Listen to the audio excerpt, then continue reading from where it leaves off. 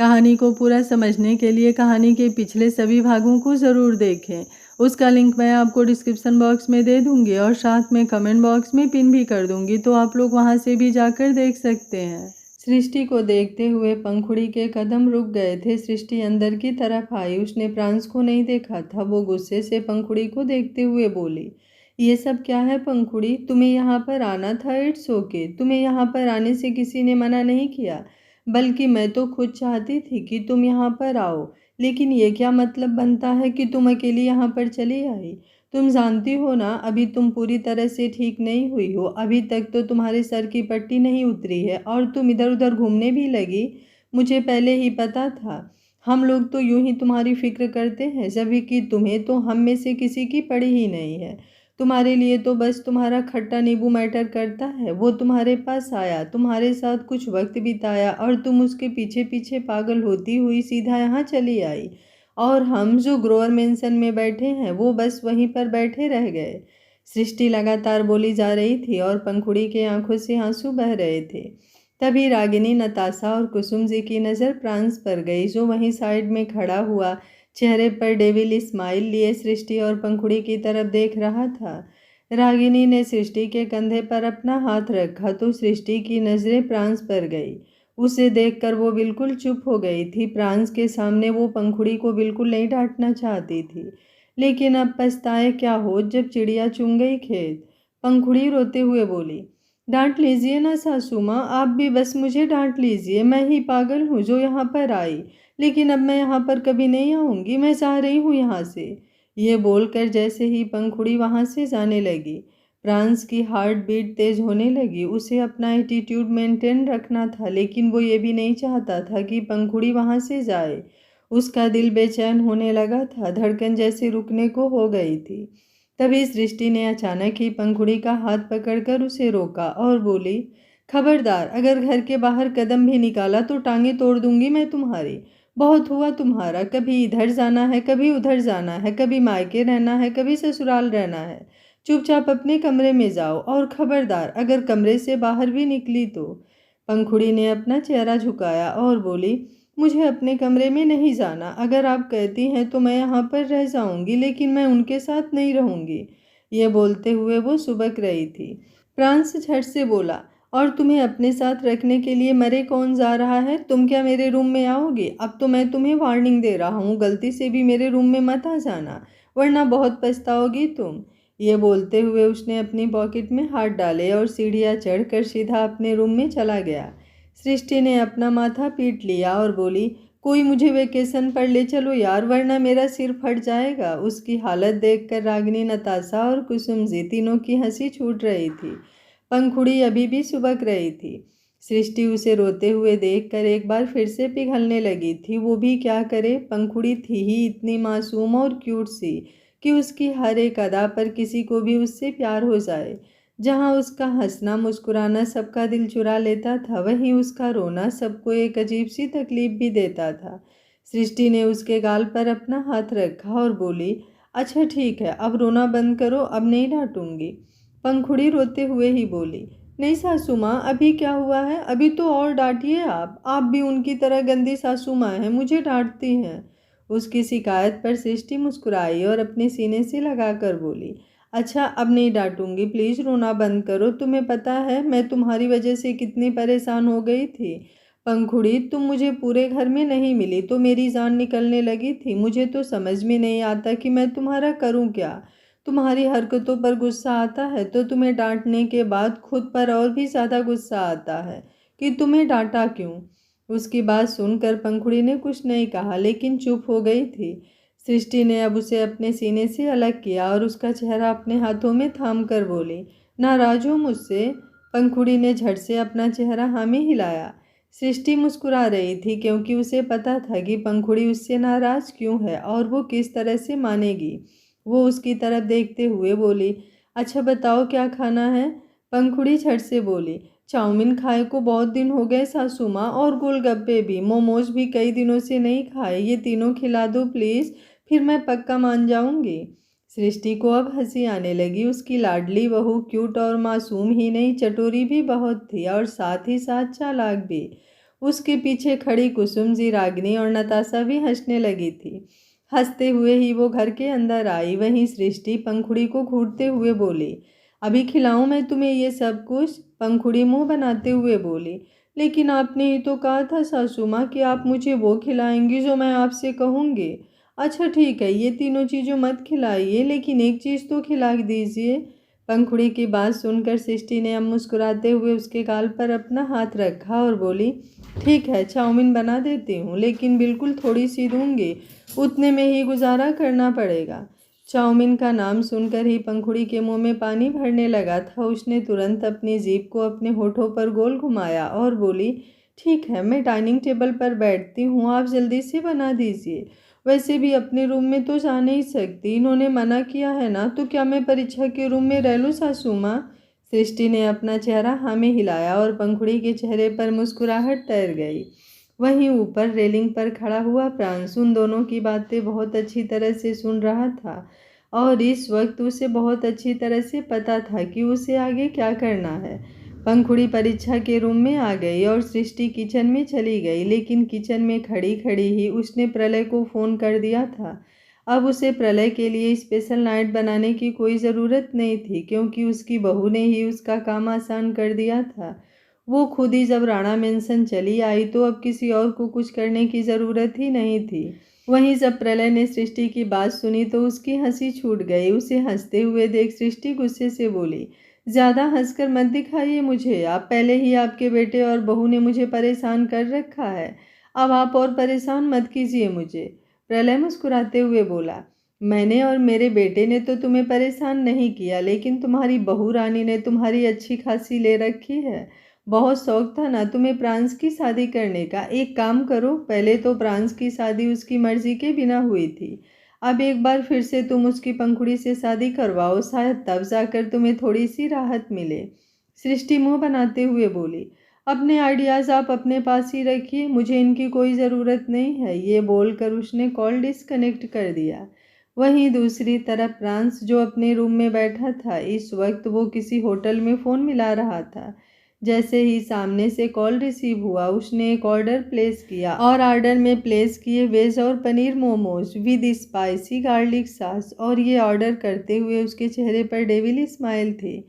सामने से मैनेजर की आवाज़ आई, बस आधे पौने घंटे में ही आपका ऑर्डर डिलीवर हो जाएगा। मैनेजर की बात सुनकर प्रांस ने कॉल डिस्कनेक्ट कर दिया और उसकी आंखों के सामने अब पंखुड़ी का चेहरा घूमने लगा। तकरीबन 15-20 मिनट बाद सीढ़ियाँ उतरते हुए वो नीचे की तरफ आया तो उसकी नज़र सामने डाइनिंग टेबल पर बैठी हुई पंखुड़ी पर गई, जो अपनी चाउमीन का वेट कर रही थी। तभी बाहर से एक गार्ड अंदर की तरफ आया, जिसके हाथ में एक पैकेज था। वो पैकेज वही था जो प्रांस ने ऑर्डर किया था। वो गार्ड प्रांस की तरफ देखकर मुस्कुराते हुए बोला, सर, ये आपके लिए आया है। प्रांस ने उस गार्ड के हाथ से वो पैकेज लिया और फिर उसे लेकर सीधा डाइनिंग टेबल पर बैठ गया, जहाँ पर क्रोकरी तो पहले से ही रखी थी। पंखुड़ी ने जब प्रांस को अपने सामने बैठते हुए देखा तो उसने अजीब सा मुंह बनाया। उसे दूर से ही मोमोज की खुशबू आ रही थी। तभी किचन में से सृष्टि बाहर निकली, जिसने अपने हाथ में चाउमीन से भरी हुई प्लेट उठाई हुई थी। वो चाउमीन लेकर डाइनिंग टेबल पर आई तो उसकी नज़र भी प्रांस पर गई। प्रांस मोमोज की पैकिंग खोल रहा था और जैसे ही उसने मोमोज के साथ आई हुई रेड गार्लिक सॉस और चीज़ छोटी छोटी कटोरियों में डाले, पंखुड़ी का मुंह पानी से भरने लगा। सृष्टि प्रांस की इस हरकत को बहुत अच्छी तरह से समझ चुकी थी। वो जानती थी कि प्रांस जानबूझकर पंखुड़ी को सताने के लिए ये सब कुछ कर रहा है। वहीं रागिनी और नताशा भी हाल में उठकर डाइनिंग टेबल की तरफ आ गई थी। भला अब पंखुड़ी और प्रांस के बीच मसालेदार कुछ सीन होने वाला हो, वो उस सीन को कैसे स्किप कर सकती हैं?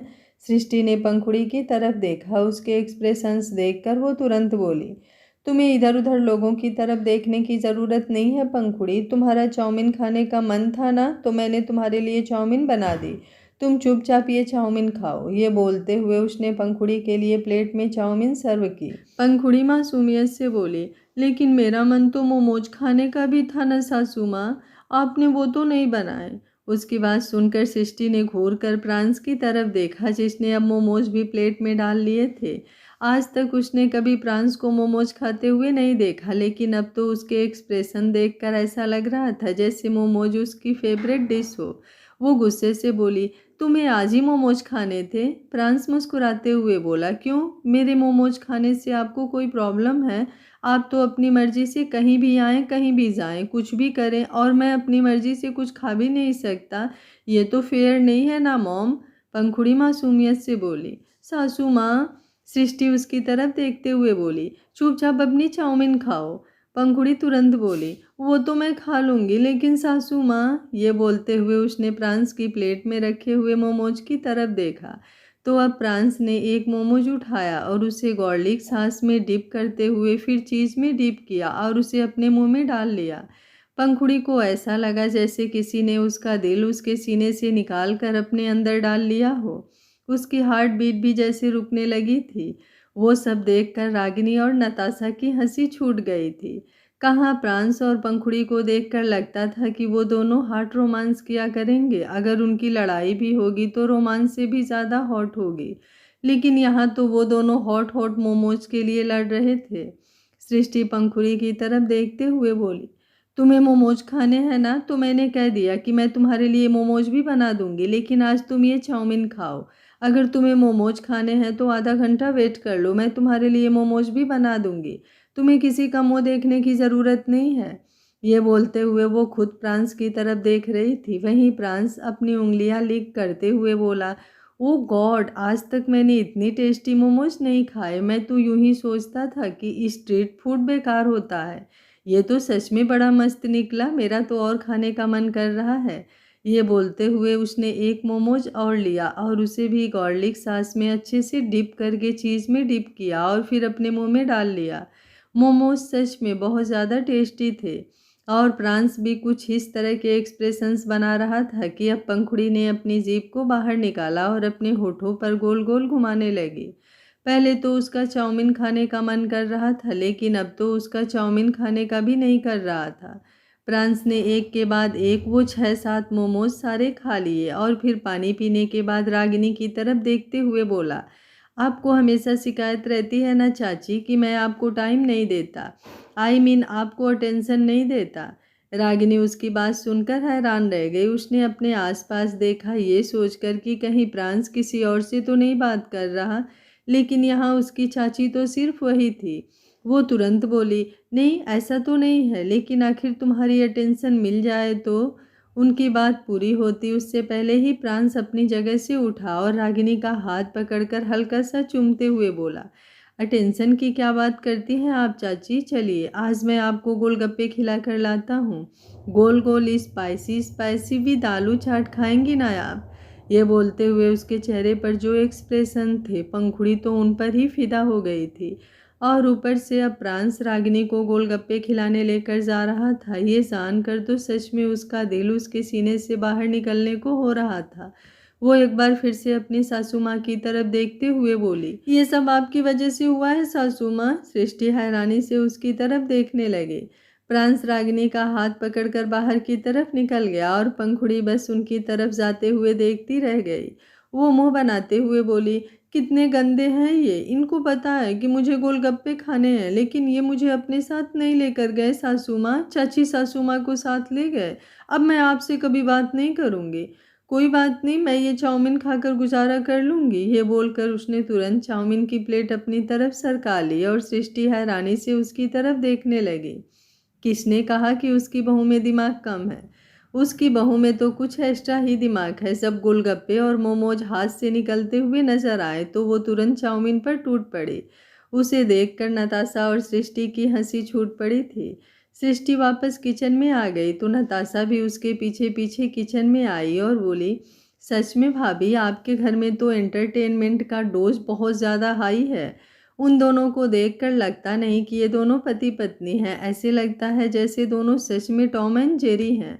सारा दिन इन दोनों के बीच लड़ाई होती है, लेकिन देखना जब इन दोनों के बीच प्यार होगा ना, वो भी हाई लेवल का होगा।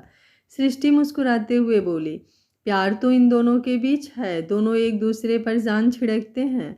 उनकी आंखों में ही एक दूसरे के लिए प्यार नजर आता है, लेकिन फिलहाल इन दोनों को लड़ाई से फुर्सत नहीं।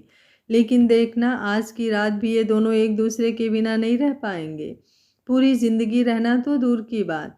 अभी तो वो फिलहाल रागिनी के साथ बाहर गया है ना, लेकिन जब अंदर आएगा तो देखना कैसे उसकी नजरें सीधा पंखुड़ी को ढूंढेंगे। उसकी बात सुनकर नताशा हंसते हुए बोली, ये तो आपने सच कहा। मैं तो कहती हूँ जिस तरह से प्रांस पंखुड़ी को तड़पा रहा है ना, वैसे ही पंखुड़ी को भी उसे थोड़ा बहुत तड़पाना चाहिए। पर क्या करें, हमारी पंखुड़ी तो है ही ढीली। उसकी बात सुनकर सृष्टि भी हंसने लगी। सच में पंखुड़ी का कोई हल नहीं था। जहाँ प्रांस में एटीट्यूड भरा हुआ था, वहीं पंखुड़ी में एटीट्यूड का 1% भी नहीं था। उसे देखकर तो ऐसा लगता था जैसे वो कोई पतंग और प्रांस के हाथ में उसकी डोर। जैसे जैसे प्रांस उसकी डोर को खींचेगा, वैसे वैसे पंखुड़ी लहराती हुई उसके पास आएगी। वहीं दूसरी तरफ आश्रय और पंक्ति दोनों अपनी गाड़ी में थे। आश्रय ने गाड़ी में म्यूजिक चला रखा था जो थोड़ा रोमांटिक था। पंक्ति बाहर की तरफ देख रही थी। उसे तो समझ में नहीं आ रहा था कि आश्रय उसे बाहर ले कैसे आया, जबकि वो तो उसके साथ एक रूम में रहे, ये भी पॉसिबल नहीं था। तभी आश्रय ने अचानक ही गाड़ी रोकी। पंक्ति एक पल के लिए डर गई। वो तुरंत बोली, क्या हुआ आश्रय जी, कहीं आप मुझे यहाँ पर छोड़कर तो नहीं जाने वाले ना। उसकी बात सुनकर आश्रय ने अपने माथे पर अपना हाथ रख लिया और बोला, काश मैं ऐसा कर पाता, लेकिन ऐसा पॉसिबल नहीं है। अब अगर मैं तुम्हें बाहर लेकर आया हूँ तो यूं मुंह उठाकर वापस घर तो ले नहीं जाऊंगा। वो देखो सामने आइसक्रीम पार्लर। ये बोलते हुए उसने सामने की तरफ देखा तो पंक्ति ने भी आइसक्रीम पार्लर की तरफ देखा और राहत की एक सांस ली। वो तुरंत बोली, इट्स ओके, अगर आप मुझे ऐसे भी घर वापस ले जाएंगे तो कोई प्रॉब्लम नहीं है। अगर सासू माँ मुझसे पूछेंगी तो मैं उन्हें कह दूंगी कि आपने मुझे बाहर खाना खिला दिया था। आश्रय तुरंत बोला, झूठ बोलना तुम्हारी फितरत होगी, मेरी नहीं। उसकी इस बात पर पंक्ति अब चुप हो गई। वो कौन सा खुद के लिए झूठ बोल रही थी, आश्रय के लिए ही तो बोल रही थी। लेकिन आश्रय ने उसे इस बात पर भी सुना दिया। आश्रय उसके साथ बाहर आया और अगले ही पल वो दोनों आइसक्रीम पार्लर के अंदर जाकर टेबल पर बैठ गए। एक वेटर ने आकर उन दोनों का ऑर्डर लिया और फिर कुछ देर बाद वो वेटर उन दोनों के लिए सॉफ्टी कोन लेकर आया। पंक्ति अपनी जीभ अपने होठों पर घुमाते हुए आइसक्रीम की तरफ देख रही थी। वो काफ़ी दिनों बाद आइसक्रीम खा रही थी। ऐसा नहीं था कि उसे किसी चीज़ की कमी थी, लेकिन रीवा की वजह से वो हमेशा इतनी ज़्यादा तंग रहती थी कि खाना पीना भी उसका ढंग से नहीं होता था। और ऊपर से जब से उसकी शादी हुई थी तब से तो वो सिंपल खाना भी जैसे तैसे खाती थी। आश्रय की बातों से उसे बहुत हर्ट होता था, इसलिए उसका कुछ खाने का मन भी नहीं होता था। लेकिन अब उसने मुस्कुराते हुए उस आइसक्रीम को अपने हाथ में लिया और अच्छे से खाने लगी। आश्रय भी अपनी आइसक्रीम खाने लगा, लेकिन तभी उसकी नज़र पंक्ति पर गई, जो एकदम मस्त होकर आइसक्रीम खा रही थी, जैसे कोई बच्चा आइसक्रीम खा रहा हो। उसके होठों के आसपास भी आइसक्रीम लगी हुई थी। आइसक्रीम तो अभी भी बिल्कुल वैसी थी, लेकिन जो आइसक्रीम उसके होठों के आसपास फैल रही थी, उससे वो बड़ी ही मासूमियत से अपनी जीभ को हल्का सा बाहर निकाल कर गोल घुमाते हुए लिक करती। तो उसे यूं देखते हुए आश्रय को अपने बदन में एक खलबली सी महसूस होने लगी थी। उसने अपने अंदर एक हलचल सी महसूस हो रही थी। उसने तुरंत अपनी नज़रें पंक्ति पर से हटाई और अपनी आइसक्रीम पर फोकस करने लगा। तभी उसे किसी के हंसने की आवाज़ सुनाई दी। उसने अपनी नज़रों को थोड़ा टेढ़ा कर पीछे की तरफ देखा तो पीछे 2-3 लड़के बैठे थे जो पंक्ति की तरफ देख रहे थे और हंस हंस कर बातें कर रहे थे। उन्हें पंक्ति की तरफ देखते हुए देख आश्रय के चेहरे पर गुस्सा झलकने लगा। वो पंक्ति की तरफ देखते हुए बोला, उठो यहाँ से। पंक्ति ने मासूमियत से उसकी तरफ देखा और बोली, क्या हुआ आश्रय जी, अब मैंने क्या किया, अब आप क्यों गुस्सा कर रहे हैं। आश्रय और भी ज़्यादा गुस्से से भड़कते हुए बोला, तुम्हें सुनाई नहीं देता क्या, उठो यहाँ से। ये बोलते हुए वो खुद भी वहाँ से उठ गया था। पंक्ति उसका गुस्सा देखकर अपनी जगह से उठी और मासूमियत से बोली, माफ़ कर दीजिए आश्रय जी, अगर मैंने कुछ गलत किया तो। अभी वो बोल ही रही थी कि आश्रय ने उसका हाथ पकड़कर उसे बाहर की तरफ ले जाना शुरू कर दिया। वो कैश काउंटर पर रुका और अपनी पॉकेट में से यूं ही 500-500 के कुछ नोट निकालकर काउंटर पर रख कर आगे की तरफ बढ़ गया। वहीं उन लड़कों ने जब उसे बाहर जाते हुए देखा तो उनकी हंसी और भी ज़्यादा तेज हो गई। उनमें से एक बोला, मैंने तो सोचा था ये मालदार पार्टी लगती है तो एटीट्यूड और स्वैग दोनों होगा, लेकिन ये तो डर कर भाग गया साला। अगर वो खुद अपना माल नहीं बचा सकता तो हम उसका माल क्यों छोड़ें? चलो चल कर मजा लेते हैं। ये बोलकर वो उठा तो उसके साथी भी अपनी जगह से उठे। वो 3-4 लड़के ज़्यादा मवाली टाइप तो नहीं थे, लेकिन कुछ रिच भी नज़र आ रहे थे। क्लासी तो वो बिल्कुल भी नहीं थे। बाहर आकर उनकी नज़रें आश्रय और पंक्ति को ढूंढ रही थी, जो उन्हें सामने ही अपनी गाड़ी में बैठते हुए नजर आए। वो लड़के तुरंत गाड़ी के सामने आकर खड़े हो गए और उनमें से एक आश्रय की तरफ देखते हुए बोला, क्या बे, तू लड़कियों की तरह आइसक्रीम तो खाता ही है, लगता है लड़कियों की तरह नाजुक भी है। और कोई बात नहीं, तू नाजुक है, हम लोग बहुत हार्ड हैं, बस एक बार हमें मौका तो दे। ये बोलते हुए उसके चेहरे पर बेशर्मी साफ नजर आ रही थी और पंक्ति सवालिया नज़रों से उन लोगों की तरफ देख रही थी। उसे तो उन लोगों की घटिया बातों का मतलब भी समझ नहीं आ रहा था, लेकिन आश्रय को उनका मतलब बहुत अच्छे से समझ आ चुका था और उसके हाथ में पकड़ी हुई आइसक्रीम का कोन पूरी तरह से दब चुका था। वो वहाँ पर कोई सीन क्रिएट नहीं करना चाहता था और ना ही पंक्ति को ऐसा शो करना चाहता था कि उसे पंक्ति की केयर है और वो पंक्ति के लिए लोगों से लड़ सकता है। लेकिन अब अगर सामने से कोई पाप करेगा तो वो चुप रह जाए, ऐसा तो आश्रय राणा का अंदाज ही नहीं था। पंक्ति आश्रय की तरफ देखते हुए बोली, मुझे लगता है हमें यहाँ से चलना चाहिए आश्रय जी। ये बोलकर वो जैसे ही गाड़ी का दरवाज़ा खोलने लगी, एक लड़के ने पंक्ति का हाथ पकड़कर बोला, इतनी भी क्या जल्दी है, उसे जाना है तो जाने दे, तू ज़रा थोड़ा वक्त हम लोगों के साथ बिताना। ये बोलते हुए उसने पंक्ति को पूरी तरह से अपनी तरफ खींच लिया था। अब तक वो शांत था, लेकिन अब वो शांत बिल्कुल नहीं रह सकता था। अगले ही पल उसने अपना हाथ एक बार जोर से गाड़ी पर मारा और तेज कदमों से सीधा उस लड़के की तरफ आया। गाड़ी के सामने खड़े लड़के तो एकदम से पीछे की तरफ हो गए। जिस तरह से आंधी बनकर आश्रय आगे की तरफ आया था, उसका चेहरा ही बता रहा था कि वो अंदर से किसी आग के गोले की तरह तप रहा है। उस लड़के ने अभी भी पंक्ति का हाथ पकड़ा हुआ था। आश्रय ने एक झटके से उसका हाथ जोर से खींचा और अगले ही पल सीधा उस लड़के की गर्दन पकड़ ली और उसे जोर से धक्का देते हुए पीछे कार से लगा दिया। पंक्ति तुरंत बोली, ये आप क्या कर रहे हैं आश्रय जी, प्लीज़ छोड़िए इसे और हम लोग यहाँ से चलते हैं ना। प्लीज़ आप किसी से लड़ाई मत कीजिएगा, अगर किसी को कुछ हो गया तो आप भी फंस जाएंगे। वो लड़के जो गाड़ी के आगे खड़े थे उनमें से एक आश्रय की तरफ देखते हुए बोला, अबे खुद को कुछ ज़्यादा हीरो समझता है क्या, छोड़ हमारे दोस्त को वरना हम लोग तुझे छोड़ेंगे नहीं। आश्रय गुस्से से चिल्लाए, छोड़ूंगा तो अब मैं तुम लोगों को नहीं, तुम लोगों की हिम्मत भी कैसे हुई मेरी बीबी को हाथ लगाने की। ये बोलकर उसने उस लड़के की गर्दन अब और भी ज़्यादा कसकर दबोच लिया और अगले ही पल उसे आगे की तरफ खींचकर जोर से उसका सर पीछे गाड़ी पर दे मारा तो वो लड़का जोर से चिल्लाया। एक ही बार में उस लड़के के सर से खून तेजी से बहने लगा था और वो लड़का दर्द से तड़पने लगा था। आश्रय गुस्से से कांपते हुए बोला, मैं तुम लोगों को छोड़ रहा था क्योंकि मैं तुम लोगों से उलझना नहीं चाहता था, लेकिन लगता है तुम जैसे बदतमीज़ लोगों को बदतमीज़ी का अवार्ड देने के लिए मेरा बोलना ज़रूरी है। लेकिन मैं सिर्फ मुँह से नहीं हाथों से भी बोलता हूँ। ये बोलकर उसने एक बार फिर से उसे कसकर पकड़ा और उसका सर दोबारा गाड़ी से मारा तो इस बार उस लड़के के चिल्लाने की आवाज़ और भी ज़्यादा तेज़ थी। गाड़ी पूरे खून से भरने लगी थी और वो लड़के जो गाड़ी के आगे खड़े थे वो अपनी जगह पर खड़े खड़े कांपने लगे थे। वो इतने हाई लेवल के गुंडे तो थे ही नहीं कि आश्रय का सामना करते, क्योंकि इस वक्त आश्रय बहुत ज़्यादा गुस्से में लग रहा था। जब वो चुपचाप आइसक्रीम पार्लर से बाहर निकला तो उन्हें लगा कि आश्रय उनसे लड़ नहीं सकता, इसलिए वो फ़ायदा उठाते हुए बाहर आ गए थे। लेकिन उन्हें क्या पता था कि आश्रय सिर्फ लड़ेगा नहीं बल्कि जान लेने पर ही उतर आएगा। अपने साथी को पिटते हुए देख उसकी सांसें हलक में अटकने लगी थी। वहीं पंक्ति की आंखें भी आंसुओं से भर गई। उनमें से एक बार फिर से हिम्मत करके एक बोला, अबे तुझे सुनाई नहीं देता क्या, छोड़ उसे, अगर उसे कुछ हुआ तो हम लोग छोड़ेंगे नहीं तुझे। जैसे ही उसने कहा आश्रय ने अब गुस्से से उन लोगों की तरफ देखा और फिर अगले ही पल उस लड़के की तरफ वापस घूमा जिसकी गर्दन उसके हाथ में थी।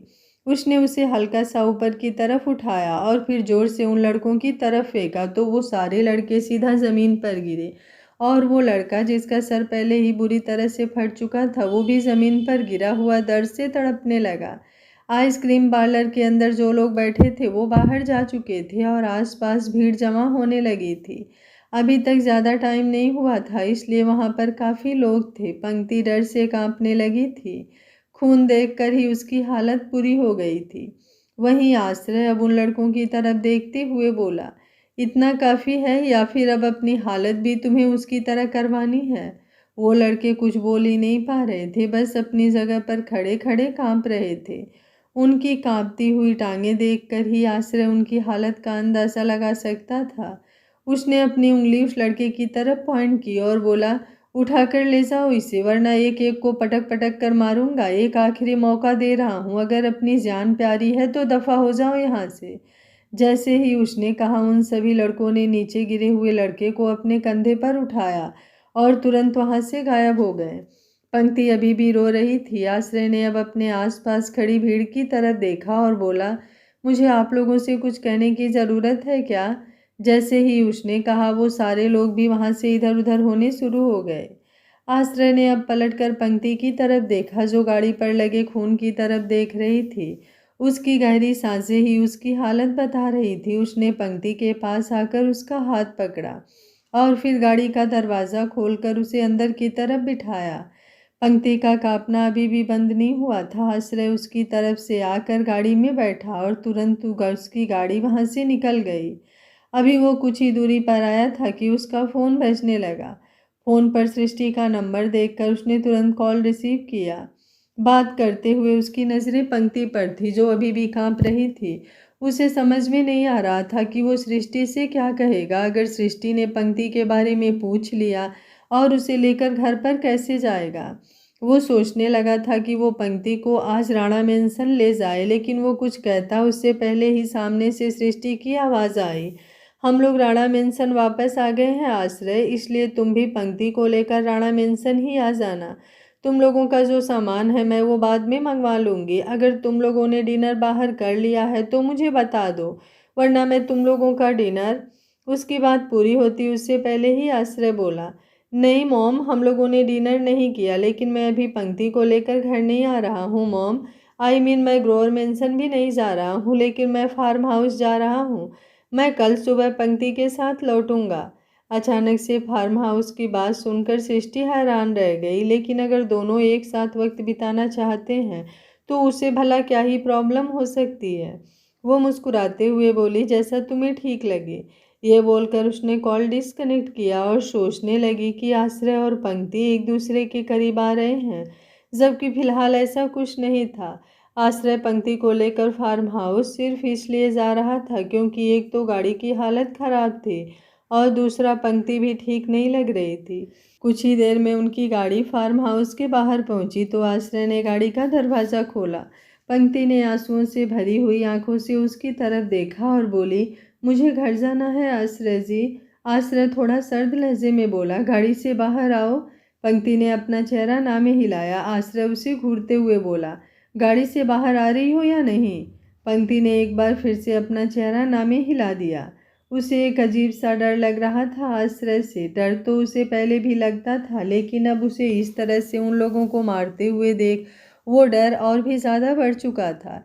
लेकिन अचानक ही आश्रय नीचे की तरफ झुका और उसने पंक्ति को अपनी गोद में उठा लिया। पंक्ति ने तुरंत अपनी बाहों को आश्रय की गर्दन पर लपेट दिया और आश्रय भी उसे लेकर अंदर की तरफ बढ़ने लगा। रास्ते में वो गार्ड के सामने एक पल के लिए रुका और बोला, गाड़ी साफ कर देना। ये बोलकर वो तुरंत अंदर की तरफ आ गया। पंक्ति ने अपनी नज़रें झुकाई हुई थी। वहीं दूसरी तरफ रागिनी प्रांस की तरफ देख रही थी, जो उसके साथ खड़ा था। रागिनी के हाथ में डिस्पोजल कटोरी थी जिसमें गोलगप्पे की स्टॉल वाला उसे गोलगप्पे खिला रहा था और प्रांस उसके साथ खड़ा अपने फ़ोन पर कुछ कर रहा था। रागिनी उसकी तरफ देखते हुए बोली, जब तुम्हें खुद गोलगप्पे नहीं खाने थे तो तुम मुझे यहाँ पर क्यों लेकर आए? प्रांस उसकी बात सुनकर हल्का सा मुस्कुराया और बोला, इंसान अपने लिए तो हमेशा ही कुछ न कुछ करता रहता है, कभी कभी उसे दूसरों के लिए भी कुछ कर लेना चाहिए। और आप तो मेरी प्यारी चाची हैं, आपके लिए मैं इतना तो कर ही सकता हूँ। उसकी बात सुनकर रागिनी हैरानी से उसकी तरफ देख रही थी। उसने तकरीबन 2-3 प्लेट गोलगप्पे खाए और फिर प्रांस के साथ वापस घर के लिए निकल गई। वहीं पंखुड़ी हाल में इधर उधर टहल रही थी। उसे एक अजीब सी ही इनसिक्योरिटी हो रही थी। तभी उसे गाड़ी की आवाज़ सुनाई दी और वो तुरंत थोड़ा आगे की तरफ आई जहाँ पर दरवाज़ा था। सामने ही उसकी नज़र प्रांस पर गई जो मुस्कुराते हुए रागिनी के साथ अंदर आ रहा था। उसे देखते हुए उसने अपना नाक सिकोड़ा और फिर मुंह बनाते हुए सीधा परीक्षा के रूम की तरफ बढ़ गई। उसे परीक्षा के रूम की तरफ जाते हुए देख प्रांस की नज़रें उस पर गहरी हो गई। वो समझ चुका था कि पंखुड़ी का प्लान है कि वो परीक्षा के रूम में सोएगी, लेकिन प्रांस के होते हुए पंखुड़ी का कोई प्लान पूरा हो जाए, ऐसा पॉसिबल हो सकता है क्या? रागिनी प्रांस की तरफ देखते हुए बोली, क्यों दिल जला रहा है बेचारी का? कितना प्यार तो करती है तुझसे, और क्या चाहिए तुझे? जाकर मना लेना उसे। इस बेचारी को उदास देखकर बुरा लगता है। प्रांस तुरंत बोला, इतनी भी बेचारी नहीं है वो, सब समझ है उसे। मुंह बना सकती है लेकिन मुझसे ये नहीं कह सकती कि मुझे आपके साथ रहना है। अब गई है ना परीक्षा के रूम में तो बेशक से रहे परीक्षा के रूम में, मुझे घंटा फर्क नहीं पड़ता। ये बोलकर वो सीढ़ियाँ चढ़ते हुए अपने रूम की तरफ जाने लगा। रागिनी उसकी तरफ देखते हुए बोली, खाना नहीं खाओगे क्या तुम? प्रांस ने पलटकर उसकी तरफ देखा और मुस्कुराते हुए बोला, नहीं, एक प्लेट मोमोज और ऑर्डर किए हैं मैंने, वो खाऊंगा मैं।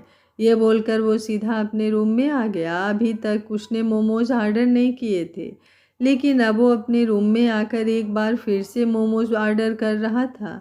वहीं पंखुड़ी परीक्षा के रूम में तो आ गई, लेकिन उसने बेड पर बैठकर वहां से तकिया उठाया और जोर से फेंकते हुए बोली, मुझे क्या ज़रूरत थी मुंह बनाकर अंदर आने की? सीधा ऊपर अपने रूम में भी तो जा सकती थी ना। लेकिन अब जाऊंगी तो वो मुझे ही सुनाएंगे। मुझे नहीं जाना कहीं पर भी। पर मैं यहाँ पर परीक्षा के रूम में रहने के लिए थोड़ी ना आई थी। पर वो तो मुझे मनाते ही नहीं, और मैं मनाने भी जाऊँ तो कहाँ मानते हैं। ये बोलते हुए उसने एक बार फिर से तकिए को अपने सीने से लगा लिया। उसके चेहरे पर इस वक्त बेहद क्यूटनेस झलक रही थी। तकिए को अपने सीने से लगाए ही वो बिस्तर पर लेट गई। तकरीबन आधा पौना घंटा बीत गया और रात के लगभग से 10:30 बज गए। प्रलय भी सृष्टि के साथ अपने रूम में था और बाकी सब लोग भी आराम से अपने रूम में सो रहे थे। तभी प्रांस अपने रूम से बाहर निकला। वो बाहर पार्किंग एरिया में आया, जहाँ पर एक गार्ड मोमोज का पैकेज लेकर एक बार फिर से तैयार खड़ा था। वो उस पैकेट को लेकर अंदर आया और अगले ही पल उसने वो सब कुछ एक प्लेट में सर्व किया और फिर उसे लेकर परीक्षा के रूम की तरफ बढ़ गया। वहीं पंखुड़ी इस वक्त गहरी नींद में थी और कोई रिश्ता बेशक से टेम्पररी हो या परमानेंट, लेकिन पंखुड़ी और उसकी नींद का रिश्ता परमानेंट से भी ज़्यादा वाला परमानेंट था। प्रांस अंदर की तरफ आया तो उसकी नज़र पंखुड़ी पर गई। उसने मुस्कुराते हुए मोमोज से भरी हुई प्लेट साइड में रखी और फिर अपनी शर्ट के बटन खोलने लगा। अपनी शर्ट साइड में फेंक कर वो पंखुड़ी के पास आया और आकर उसके बगल में लेटकर उसकी गर्दन को अपने होठों से चूमने लगा। पंखुड़ी गहरी नींद में थी, लेकिन अब उसकी नींद टूटने लगी थी। प्रांस ने उसे थोड़ा बहुत कसमसाते हुए देखा तो उसने अपना हाथ अब पंखुड़ी की पीठ पर रख दिया। पंखुड़ी बाहर से आकर सीधा बेड पर लेट गई थी और उसे खुद ब खुद नींद आ गई तो उसने अपने कपड़े भी चेंज नहीं किए थे। इस वक्त वो साड़ी में थी, जिसकी वजह से प्रांस का हाथ उसे पूरी तरह से छू रहा था। प्रांस उसकी तरफ देखते हुए बोला, तुम्हें मोमोज नहीं खाने हैं क्या रोज पीटल? पंखुड़ी जो नींद में थी वो नींद में ही थोड़ी अंगड़ाई लेते हुए बोली, खाने तो हैं जान, लेकिन आप खिलाते कहाँ हो? आप तो गंदे हो, मुझे चिढ़ाकर सब कुछ खाते हो। प्रांस भी बड़ी ही इंटेंस वॉइस में बोला, लेकिन अब मैं तुम्हारे लिए मोमोज लाया हूँ तो तुम सो रही हो। जब तक तुम अपनी आंखें नहीं खोलोगी तब तक मैं तुम्हें मोमोज खिलाऊंगा कैसे? उसकी बात सुनकर पंखुड़ी ने अपनी आंखों को खोला और चुपचाप प्रांस की तरफ देखती रही। उसे तो ये भी समझ में नहीं आ रहा था कि वो कोई सपना देख रही है कि सच में प्रांस उसके पास है। लेकिन प्रांस इस तरह उसके पास हो कहाँ ही पॉसिबल था। इसलिए वो मुस्कुराते हुए बोली, रियल में तो आपने मुझे मोमोज खिलाए नहीं, इसलिए सपने में खिलाने चले आए। जैसे ही उसने कहा, प्रांस ने हल्का सा अपना चेहरा पीछे की तरफ घुमाया। बेड के कॉर्नर पर ही मोमोज वाली प्लेट रखी थी, जिसमें रेड चिली गार्लिक सॉस से भरी हुई कटोरी भी थी। उसने उसमें अपनी उंगली हल्की सी चिली गार्लिक सॉस में डिप की और अगले ही पल पंखुड़ी के होठों पर अंदर की तरफ रगड़ने लगा तो पंखुड़ी की आंखें पहले तो थोड़ी बड़ी हुई और फिर अचानक से पूरी ही खुल गईं, जो बिल्कुल फ्रीज हो गई थी। और देखते ही देखते उसके मुंह से सीसी की आवाज़ निकलने लगी थी। प्रांस उसकी तरफ देखते हुए बोला, जागो हॉस्पिटल, जागो, तुम कोई सपना नहीं देख रही हो, मैं सच में तुम्हें मोमोज खिलाने आया हूँ। पंखुड़ी की मिर्ची से हालत खराब होने लगी थी। वो अपनी जीभ को हल्का सा बाहर निकालते हुए गहरी गहरी सांसें लेने लगी थी। वो कांपती हुई आवाज़ में बोली, पानी, पानी। उसने पानी मांगते हुए देख प्रांस बेचारगी से बोला, मेरी हॉस्पिटल को पानी चाहिए, लेकिन मेरे पास तो सिर्फ मोमोज हैं। उसकी बात सुनकर पंखुड़ी के होश उड़ गए। वो तुरंत इधर उधर अपनी नजरें घुमाने लगी। पहले तो साइड टेबल पर पानी का जग रखा हुआ था, अब वो तुरंत बिस्तर से उठी और दरवाजे की तरफ भागी। लेकिन उसने दरवाजे को खोलने की कोशिश की, पर दरवाज़ा खुला ही नहीं। शायद प्रांस ने उस पर सिक्योरिटी लॉक लगाया हुआ था। उसने पलटकर प्रांस की तरफ देखा और बोली, मुझे पानी पानी पीना है, मुझे बहुत बहुत मिर्ची लग रही है, प्लीज़ दरवाज़ा खोलिए। प्रांस आराम से बेड पर लेटे हुए बोला, मिर्ची लगती है तो ऐसा ही लगता है हॉस्पिटल, कोई बात नहीं, थोड़ी देर में सब ठीक हो जाएगा।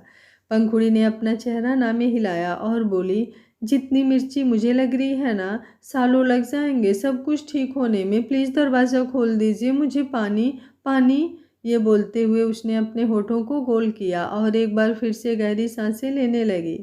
प्रांस के चेहरे पर अजीब सी स्माइल थी। उसने अपनी 2 उंगलियां पंखुड़ी की तरफ बढ़ाई और फिर उसे अपने करीब आने का इशारा करते हुए बोला, इधर आओ, मैं तुम्हारी मिर्ची दूर करूं। उसकी बात सुनकर पंखुड़ी तुरंत उसके करीब आ गई। प्रांस ने अपने घुटने को हल्का सा ऊपर उठाया और उसे अपनी गोद में बैठने का इशारा किया, लेकिन जुबान से कुछ नहीं कहा। पंखुड़ी हैरानी से उसकी तरफ देख रही थी, लेकिन फिलहाल उसे वो मिर्ची दूर करनी थी, इसलिए वो झट से उसकी गोद में बैठ गई। प्रांस ने उसके सिर के पीछे अपना हाथ रखा और उसके चेहरे को अपने चेहरे पर झुकाकर उसके होठों को लॉक कर दिया। पंखुड़ी को जैसे कोई राहत मिल गई हो। हाँ, अभी तक उसकी मिर्ची दूर नहीं हुई थी, उसे बहुत ज़्यादा जल रहा था, लेकिन जिस तरह से प्रांस उसे किस कर रहा था, उस जलन से भी उसे थोड़ी थोड़ी राहत मिल रही थी। धीरे धीरे प्रांस उसे लेकर पीछे बेड पर झुकने लगा तो पंखुड़ी भी उसके सीने से लगी उसके साथ ही झुक रही थी। प्रांस ने अपने हाथ उसकी पीठ पर रखे हुए थे और साथ ही साथ उसकी पीठ को भी सहला रहा था। पंखुड़ी भी अब उसे रिस्पांस देने लगी थी। धीरे धीरे मिर्च की वो जलन गायब होने लगी थी। उन दोनों की सांसें भी आपस में उलझ रही थी। प्रांस ने उसे गोल घुमाया तो पंखुड़ी अब नीचे बेड पर लेट गई और प्रांस उसके ऊपर झुक गया। लेकिन अब प्रांस ने अपना चेहरा हल्का सा ऊपर उठाया और पंखुड़ी का चेहरा देखने लगा। मासूमियत तो जैसे उसके चेहरे पर टपकती रहती थी, वहीं पंखुड़ी भी प्यार भरी नज़रों से प्रांस की तरफ देख रही थी। उसकी नज़रों में तो प्रांस के लिए अलग ही हसरत नज़र आती थी। जैसे प्रांस कहेगा सांस लो तो पंखुड़ी सांस लेगी, और प्रांस कहेगा सांस मत लो तो पंखुड़ी तुरंत अपनी सांस रोक लेगी।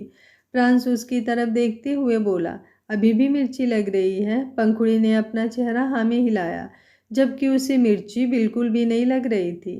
अब तो वो सब कुछ नॉर्मल हो चुका था। प्रांस तुरंत बोला, लेकिन तुम्हें देखकर लग तो नहीं रहा कि तुम्हें मिर्ची लग रही होगी। उसकी बात सुनकर पंखुड़ी झट से सीसी करने लगी और बोली, देखिए देखिए, मुझे मिर्ची लग रही है, प्लीज़ मेरी मिर्ची दूर कर दीजिए ना। प्रांस भी उसे देखते हुए बोला, ऐसे तो फिर मुझे पानी ही लाना पड़ेगा तुम्हारे लिए। तुम एक काम करो, बस 2 मिनट इंतज़ार करो, मैं अभी तुम्हारे लिए पानी लेकर आता हूँ। ये बोलकर वो जैसे ही उठने लगा, पंखुड़ी ने तुरंत उसका कंधा पकड़कर उसे रोक लिया और बोली, जब तक पानी आएगा तब तक तो मिर्ची से मेरा हाल बेहाल हो जाएगा। ऐसे ही मिर्ची हटा दीजिए ना, जैसे आप हटा रहे थे। थोड़ी थोड़ी तो मिर्ची हटी है, लेकिन पूरी तरह से नहीं हटी। उसकी बात सुनकर प्रांस को हंसी आ रही थी। वो सीधा सीधा कहाँ उसे कहेगी कि उसे प्रांस का प्यार चाहिए। प्रांस भी तुरंत बोला, अच्छा ऐसा क्या, ठीक है, एक बार फिर से ट्राई करते हैं। ये बोलते हुए उसने बड़े ही प्यार से पंखुड़ी के लबों को चूम लिया। पंखुड़ी तो जैसे पूरी तरह से सरेंडर कर चुकी थी। थोड़ी देर बाद प्रांस उससे दूर हुआ और एक बार फिर से बोला, अब राहत मिली। पंखुड़ी गहरी सांस लेते हुए बोली, हाँ जान। प्रांस ने बड़ी मासूमियत से पूछा, मैं जान हूँ तुम्हारा?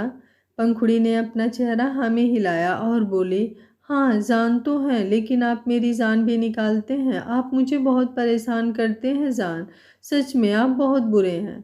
प्रांस तुरंत बोला, मैं तो ऐसा ही हूँ, खुद को बदल नहीं सकता। अब तुम देखो तुम्हें क्या करना है। पंखुड़ी उसकी तरफ देखते हुए बोली, मतलब आप हमेशा ऐसे ही रहेंगे? प्रांस के चेहरे पर हल्की सी तिरछी मुस्कुराहट लिए बोला, अब अगर तुम्हें प्रांस राणा की बीवी बनना है तो परेशान तो तुम्हें होना ही पड़ेगा। प्रांस की इस बात पर पंखुड़ी झट से बोली, मैं पूरी जिंदगी परेशान होने के लिए तैयार हूँ, लेकिन आप मुझे बस इतना बता दीजिए कि आप सिर्फ मुझसे प्यार करते हैं ना, उस फोटो वाली लड़की और रिवा के साथ। इसके आगे वो कुछ बोलती उससे पहले ही प्रांस ने अचानक ही उसके होठों पर अपनी उंगली रख दी। आज का पार्ट आप लोगों को कैसा लगा कमेंट बॉक्स में अपनी राय ज़रूर दीजिएगा। कहानी अच्छी लग रही है तो वीडियो को लाइक शेयर एंड चैनल को सब्सक्राइब कर लीजिएगा। Thank you for watching. मिलते हैं कहानी के अगले भाग में।